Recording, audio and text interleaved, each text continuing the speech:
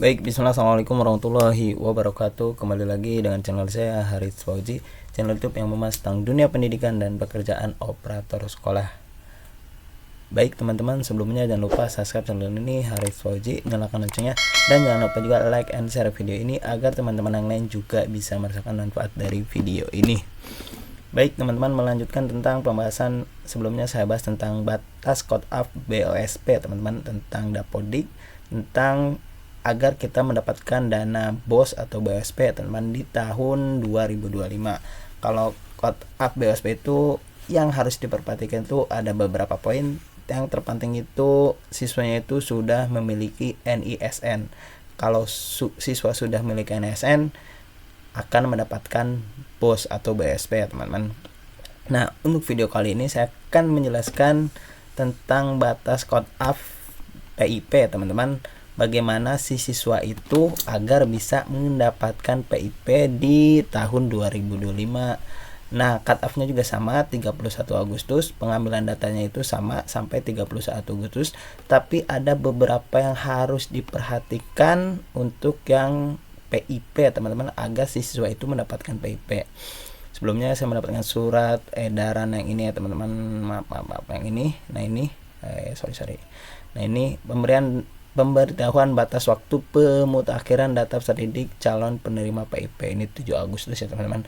Saya buatnya 32 Agustus, berarti ya kurang lebih 40 nggak sampai 48 jam ya, kurang lebih 2 harian lagi ya teman-teman untuk cut off PIP teman-teman. Jadi teman-teman yang ingin siswanya mendapatkan PIP, silahkan disimak video ini bagaimana caranya agar si anak itu mendapatkan dana PIP teman-teman. Nah di sini ini ya teman-teman, kami sampaikan bahwa peraturan Sekretaris Jenderal nomor 7 tahun 2004 tentang pelaksanaan program Indonesia Pintar pendidikan dasar pendidikan. Nah ini kita baca, nanti teman-teman baca semua. Dengan hal tersebut diharapkan Dinas Pendidikan bertanggung jawab pendidikan agar didorong untuk memperhatikan keterisian data siswa di Dapodik dan melakukan pemukhiran status layak PIP.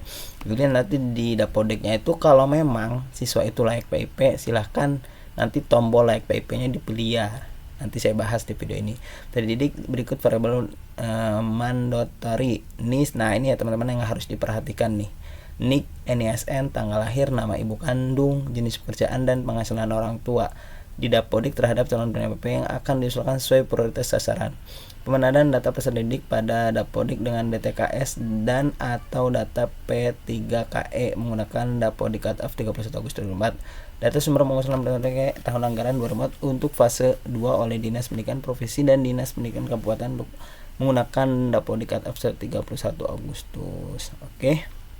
Sebelumnya teman-teman yang harus diperhatikan untuk si anak itu agar mendapatkan PIP itu kita ubah dulu statusnya dan diperhatikan NIK-nya, NISN-nya, tanggal lahir, nama ibu kandung, jenis pekerjaan, dan penghasilan orang tua. Oke, kita buka dulu pembahasan yang ini ya teman-teman. Nah ini untuk tanggal cut off itu 2 kali ya teman-teman. Jika teman-teman 31 Januari seharusnya nih si anak ini dapat PIP tapi lupa merubah menjadi layak yang tadinya ya, yang tadinya tidak, kita ubah menjadi ya. Nah kalau teman-teman telat di tanggal 31 Januari bisa diubah di tanggal 31 Agustus. Tapi 31 juga lupa ternyata tidak mengubah ya. Nah nanti ada di tanggal 31 Januari. Jadi untuk tanggal cut off Dapodik itu PIP itu ada 2 kali ya teman-teman. Jadi pengambilan datanya itu 31 Januari dan 31 Agustus. Itu cut off Dapodik PIP ya teman-teman. Nah ini yang harus diperhatikan ya teman-teman. Lengkapkah validnya NIK-nya valid nggak, si anak itu logis nggak, perbaikan atau progres oleh sekolah verbal PD ya teman-teman. Untuk perbaikannya itu menggunakan verbal PD, perbaikan data oleh orang tua siswa dengan NISN. Nah itu untuk pihak sekolah, dan untuk orang tua juga bisa memperbaiki datanya melalui NISN. Nah jadi semua poin ini harus lengkap ya teman-teman. Nama peserta didiknya harus lengkap, harus sesuai dengan kakaknya di Dukcapilnya, NIK-nya, nama ibu kandungnya, tanggal lahir, NISN, pekerjaan orang tua, penghasilan orang tua. Nah ini harus diisi semua ya teman-teman di Dapodik, nanti kita bahas. Nah poin-poin ini harus diisi semua di Dapodik, jangan ada yang salah harus. Jadi di verbal padanya tidak ada yang residu tentang ini, nama, NIK, nama ibu kandung, tanggal lahir, NISN, pekerjaan orang, penghasilan orang tua. Nah, contoh nik tidak valid, nah tidak valid ya teman-teman. Misalkan di belakangnya seharusnya 002 tapi di Dapodik 001, berarti itu tidak valid. Kosong, apalagi kosong berarti tidak valid. Nah, panjang ya teman-teman, karena kan 16 karakter ya. Kalau nik itu berarti kalau kurang berarti tidak valid, tidak sesuai nicknya, apalagi lebih tidak mungkin. Ganda, nicknya ganda berarti tidak akan mendapatkan PIP. Contoh data tidak logis. Nah, penghasilan orang tua, kalau emang ingin mendapatkan PIP berarti gajinya atau penghasilan orang itu tuh tidak boleh di atas 25 juta ya teman-teman. Tidak mungkin kan orang tua dia gajinya 5 juta tetapi mendapatkan PIP, berarti tidak logis. Nama peserta didik, nah ini nama peserta didiknya harus logis ya teman-teman, sesuai dengan Disdukcapil. Tanggal lahir, nah untuk tanggal lahir untuk mendapatkan PIP itu di usia 6 sampai 21 tahun.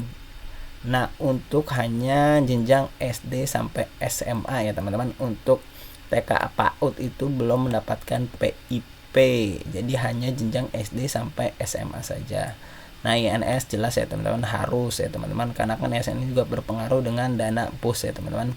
Jadi untuk PIP itu tidak hanya INSN tapi ini juga ya teman-teman, namanya, nicknya harus sesuai dengan Disdukcapil. Nah, itu teman-teman yang harus diperhatikan, data anak atau data siswa ketika ingin mendapatkan PIP. Ini prosesnya panjang ya teman-teman. Skip. Nah ini besarannya ya teman-teman, dibaca saja. Kita fokus yang lain-lain. Nah ini oke, di poin selanjutnya.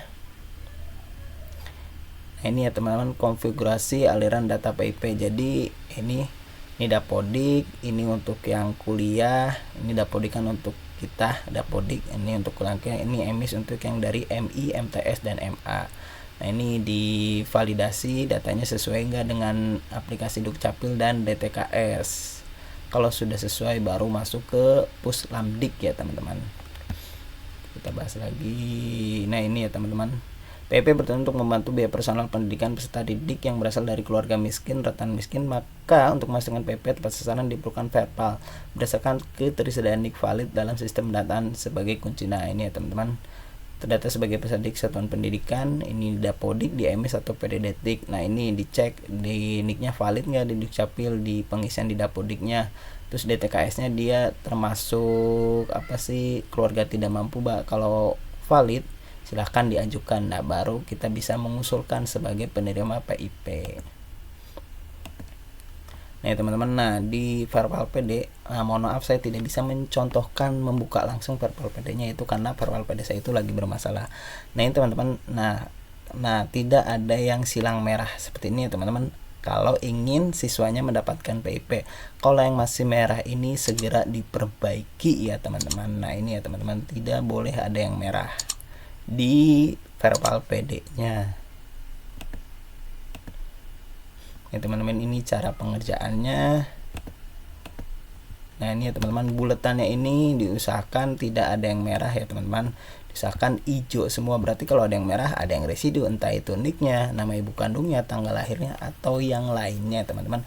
Jadi teman-teman mohon diperhatikan, emang kalau siswanya ingin mendapatkan PIP segera diperbaiki residunya.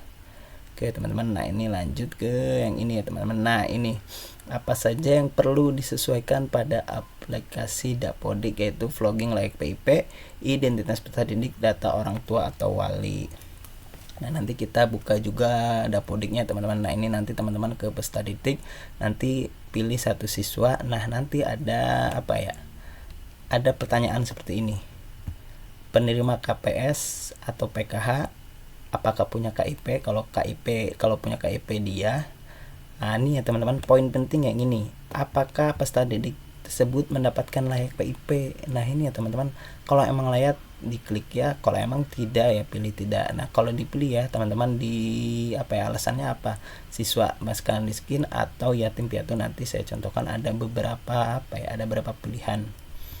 Kita selanjutnya ini, nah ini ya teman-teman, identitasnya teman-teman harus diisi semua di data peserta didik, namanya, nomor kakaknya, NSN-nya diisi semua teman secara lengkap agar mendapatkan dana PIP. Nah ini teman-teman, nah ini pekerjaan orang tua, data orang tua wali, nama ayah siapa, niknya berapa, tahun berapa lahirnya, pendidikannya. Nah ini teman-teman pekerjaan ayahnya, penghasilan ayah teman-teman. Nah kalau bisa di antara 3 ini aja teman-teman agar mendapatkan PIP. Di sekolah saya itu paling gede itu paling segini yang mendapatkan PIP. Kalau di atas 2 sampai ini ketiga terakhir ini susah untuk mendapatkan PIP ya, karena kan tidak logis ya teman-teman. Gak mungkin kan siswa orang tuanya yang digajinya 5 juta mendapatkan PIP. Biasanya saya mengisinya di antara 500 dan ini 1 2 3 4 di antara 1 2 3 antara 3 ini aja. Ya pekerjaannya nanti teman-teman kalau saya itu melihat pekerjaan itu dari kakaknya ya teman-teman, dari kartu keluarganya. Oke, kita akan langsung dicek di Dapodiknya teman-teman. Ini Dapodik saya, kita cari contoh peserta didik ya teman-teman. Oke, data saya blur ya teman-teman. Nah kita pilih misalkan salah satu siswa, kita klik, kita pilih ubah. Ini teman-teman data ini data pribadi siswa segera diisi ya teman-teman, belum lengkap namanya, jenis kelaminnya, ini SN-nya, nick-nya. Kalau nicknya ada yang residu silahkan diperbaiki di verbal PD, tanggal lahirnya, tempat lahirnya. Oke, kita tarik ke bawah. Nah ini ya teman-teman, nah poin 3 ini yang paling penting ya teman-teman. Penerima KPS atau PKH kalau emang ada dibuktikan dengan kartunya, nanti pilih ya kalau memang ada, kalau tidak pilih tidak. Apakah punya KIP? Kalau emang siswanya itu punya KIP itu Kartu Indonesia Pintar, silahkan dipilih ya, dan nanti diinputkan di menu kesejahteraan nomornya teman-teman. Nah poin pentingnya ini teman-teman, apakah studi tersebut mendapatkan layak PIP, silahkan dipilih ya kalau emang layak, kalau tidak layak silahkan dipilih tidak. Nah kalau sudah kita pilih ya, kemungkinan besar untuk dapat besar ya teman-teman. Menurut saya itu 80% akan mendapatkan PIP kalau kita sudah pilih ya. Nah nanti teman-teman kenapa nih siswa ini mendapatkan layak PIP, nanti teman-teman pilih aja daerah konflik, dampak bencana alam, kelainan fisik keluarga, terpidana, pemegang PKH, pernah drop out, siswa miskin atau ratu miskin, atau yatim piatu. Nanti teman-teman disesuaikan saja dengan keadaan siswanya kenapa mendapatkan PIP. Saya paling memilih antara 2 ini, yatim piatu atau siswa miskin. Saya pilih ini, klik. Nah kalau sudah sini kita tarik lagi ke bawah. Nah ini ya teman-teman, nah ini nama ayah ya teman-teman, ini data orang tua, nama ayahnya, nik ayahnya segera diisi, jangan sampai kosong ya teman-teman.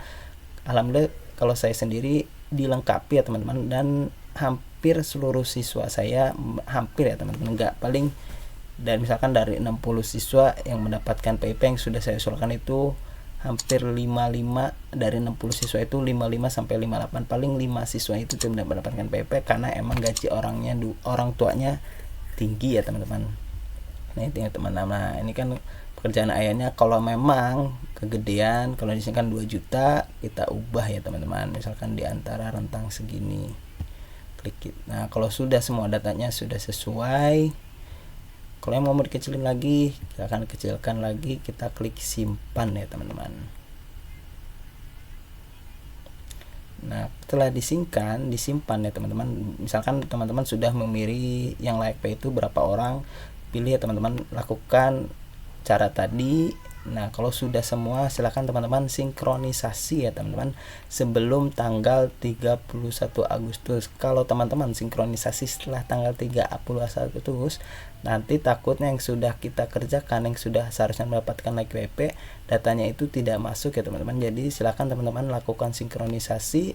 Sebelum sinkronisasi pilih dulu layak PP atau tidak siswanya, dan dicek lagi di verbal PD-nya siswa itu ada yang residu atau tidak. Oke, itu saja ya teman-teman. Oke, sebelumnya nanti teman-teman juga nanti dicek aja di di websitenya Sepintar, nanti ada yang masuk ke siswa pemberian, ada siswa nominasi. Nanti teman-teman dicek sajalah sebulan sekali di web Sepintarnya. Nanti di web Sepintar ini ketahuan siswa mana saja akan mendapatkan PIP. Nah nanti kalau sudah masuk Sepintar ini berarti ya 100% siswa itu akan mendapatkan dana PIP. Itu saja dari saya, semoga bermanfaat. Jangan lupa segera diisi kelayakan PIP-nya dan diperbaiki data residunya kalau memang ada. Oke, itu saja dari saya, semoga bermanfaat. Dan teman-teman yang ingin bergabung di grup operator sekolah, silahkan klik ini atau nanti saya kasih linknya di deskripsi video. Nanti kita saling bertukar informasi dan saling sharing tentang pekerjaan operator sekolah. Dan tentunya jangan lupa juga subscribe channel ini, Harith Fauji, nyalakan loncengnya. Dan saya ucapkan terima kasih kepada teman-teman yang sudah subscribe ini. Semoga channel ini terus berkembang dan bisa memberikan manfaat lebih kepada banyak orang. Wassalamualaikum warahmatullahi wabarakatuh.